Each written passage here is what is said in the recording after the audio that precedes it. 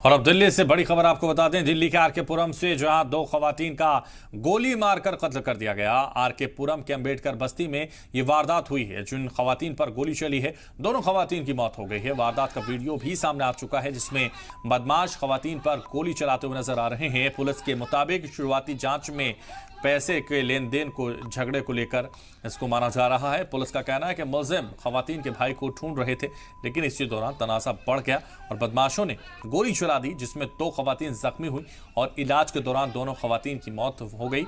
Police ने double murder के मुलजिम को गिरफ्तार कर लिया है और पुलिस ने मेन शूटर समेत दो मुलजिमीन को पकड़ा है। गिरफ्तार दोनों मुलजिमीन ने की थी खवातीन पर फायरिंग।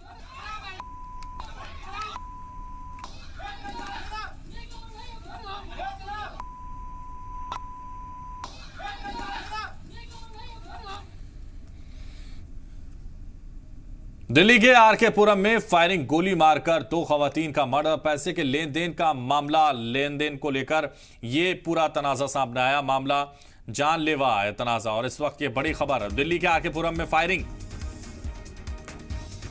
गोली मारकर दो खवातीन का मर्डर किया गया। पैसे के लेन देन को लेकर यह पूरा मामला सामने है। गोली मारकर दो खवातीन का कत्ल कर दिया गया। पैसे के लेन देन को पहुंचे आरोपियों ने, हमलावरों ने